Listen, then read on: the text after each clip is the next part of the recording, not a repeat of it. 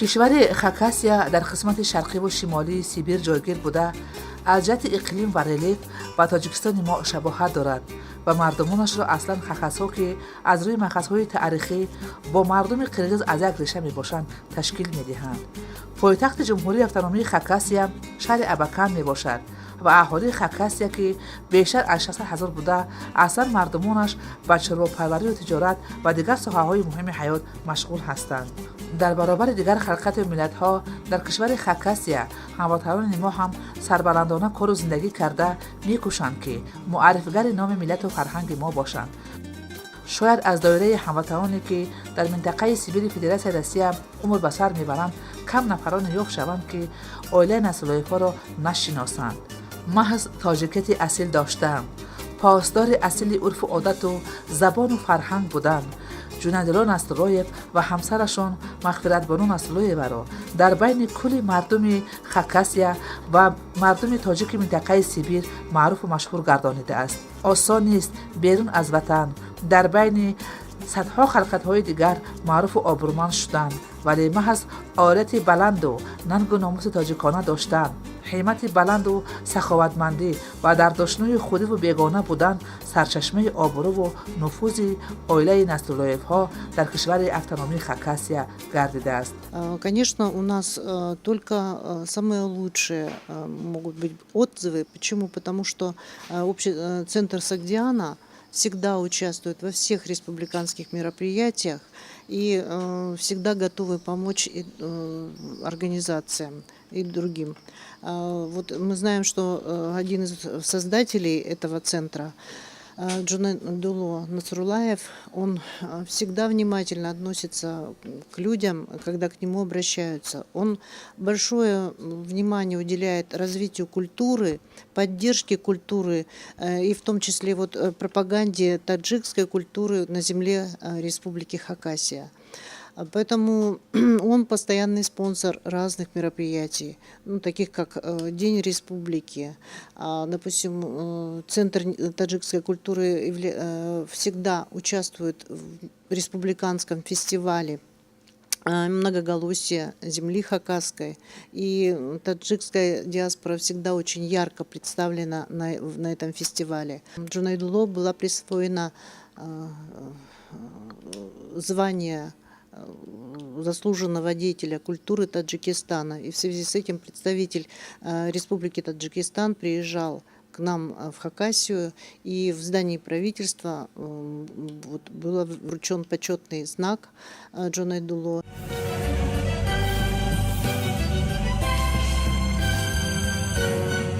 در صحبت آن نفر قرار داریم که معرفی‌گر و ترغیبگر فرهنگ و صنعت والای و قدیمه مردم تاجیک در دوره‌های دور میباشند. ما هر سال عید نوروز رو قید میکنیم. غیر از عید نوروز ما چند عیدهای جمهوری روسیه، عیدهای جمهوری خاکاسیا میگذرانیم و در آنها اشتراک میکنیم. با هر سال هر سال 3-4 بار هر خیل با فستیوال ها تشکیل می شد و یا با اکتیو اشتراک کرده صنعت مدنیت تاجیکان رو نمایش می دهیم. مردم سمرقند باستانی تاجیکان از ازل مردمی هستند با صنعت‌وری و هنرمندی نابغه زمان و یکی از صنعت‌های والای مردم تاجیک این صنعت طباخی می باشد که امروز در بین مردمان دیگر کشورها معروفیت زیاد دارد. و جونادلو نصراللویف از اولین تاجیکانی هستند که به کشور автономии خاکاسیا آمده بعد چندی با گشودن آشخانه‌های ملی تاجیکی توانستند ترغیبگر خوراک‌های ملی تاجیکی و فرهنگ پرقناعت مردم تاجیک باشد که این هم از مهنت دوستی و بردباری این مرد اصیل درک می‌دهد. غیر از مدنیت، از فرهنگ، ما باز اینجا خورد و خوراکی ملی، طعام‌های ملی را آوردیم، تشکیل کردیم. حالا در همین جمهوریت قریب گوییم که غلط نمیشد، قریب که 100 آشخانه خورد و کلان همینجا بچه‌های تاجیک‌ها تشکیل کردگی، خصوصا پیش از تشکیل کردن این کارهای ما اینها سمبوسا، لغمان، آش این خیلی چیزا رو شنیدگی بودن و استعمال نکردگی بودن. وقتی که ما همین رو تشکیل کردیم سری اول عموما کم اعتبار دادن. حاضر همین شب روزها اکنون خودشان میبینن طلب میکنن که واسیست و زبان روسی اکنون واسیست ساموسا واسیست پلو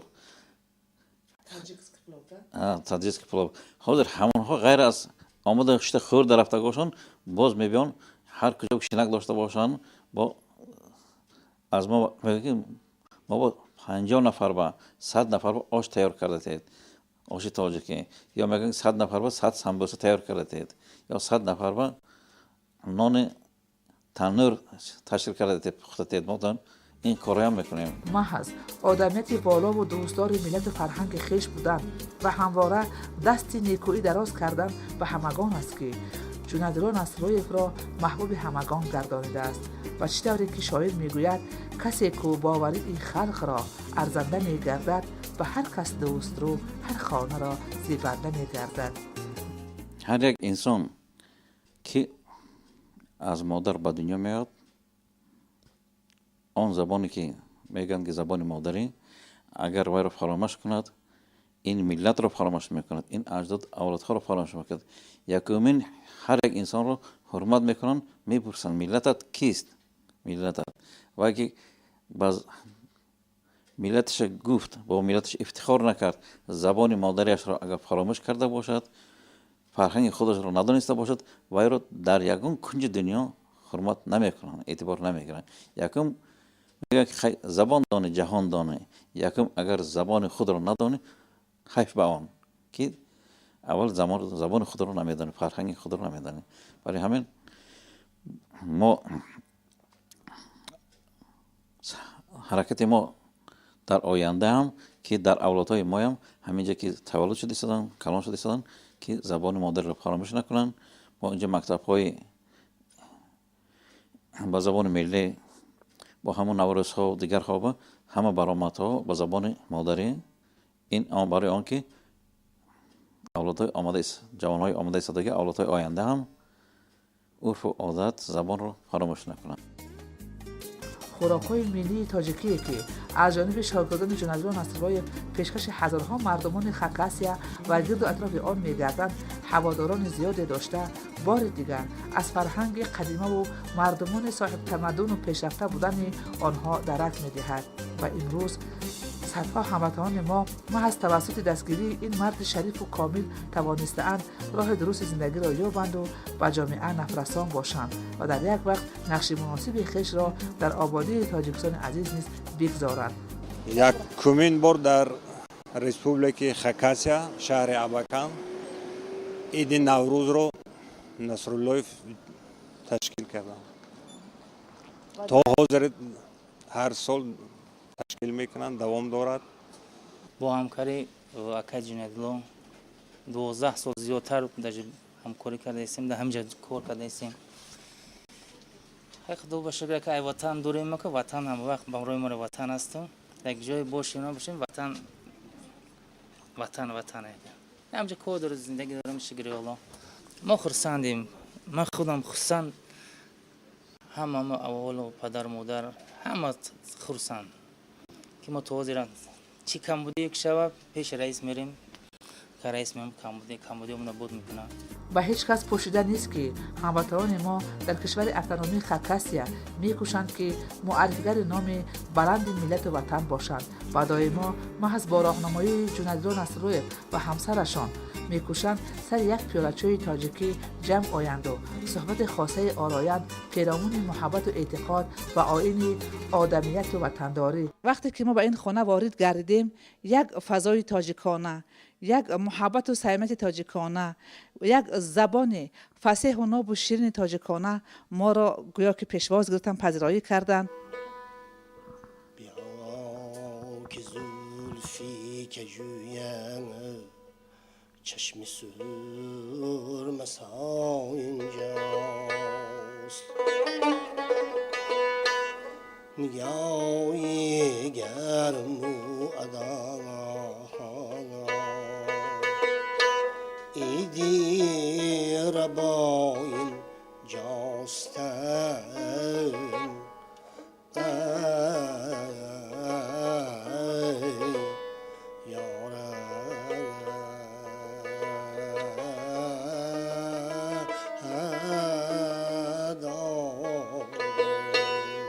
падаруму модаруму ҳам хел тарбия додае ки урфу одатҳои аз ёдатон набуроретон гуфта. ҳама миллато якдигараш кати нақ шавад, якдигараш ҳурмат кунад, якдигараш кати додар шавад, дуюнова тинҷӣ шавад, осоиштагӣ шавад. албатта мо ки ҳамчун ҷамъияти суғдиён аз қайд гузаштагӣ мо аз тарафи ҳукумат аз мо хоҳиш мекунанд ки мо урфу одати худро намоиш кунем. барои ин мо ҳар 2 сол ба як бор мо аз музей 10 рӯз ҷой метиҳам. дар ваҷ музей мо сар либосҳои миллии тоҷикон, асбобҳои анҷомҳои миллӣ, аз ҳамон гӯем тешаи каланд сар карда то ҳамон чойник пиёла ғайр аз ин то ҳамон гаҳвораҳоро мо як экспонат намоиш мекунем. мегӯянд ки мумкин бок як 2 экспонатро ба мо ҳадия кунеду мо ҳаминҷа музей буд доим истоду инсон ҳамин тамошобинҳо ки омаданд боз аз наздик шинос шаванд. дар маъракаҳои давлатӣ аз номи тоҷикистон, маданияти тоҷикистон, санъати тоҷикистон баромадҳо мекунем ва миллати тоҷикро хеле нишон медиҳем дар инҷо ва инҳо аллакай хеле хуб моро мешиносанд. мо бо тоҷик будани худ барои ватани тоҷикистон доштагимон ифтихор мекунем. барои ободии ватан кӯшиш мекунем. ягон нақши мо расад.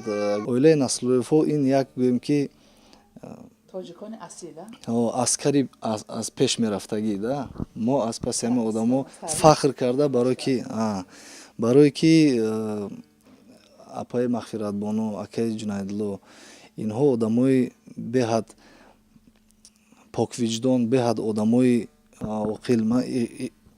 фахр мекунем ки мо ҳамхел ёру дӯсту ҳаммиллат шинос ҳамхел одамо дорем. солҳо мегузаранд. номи неку кори неки Ҷунайдулло Насруллоев, ин марди фозилу асил, ин марди дорои қалби бузургу дар роштаи худиву бегона, ин марде ки ифтихори ҳар як тоҷики дар минтақаи Сибир ва атрофи он умр ба сар мебурда мебошад, абадан дар қалби инсонҳо боқӣ хоҳад монд.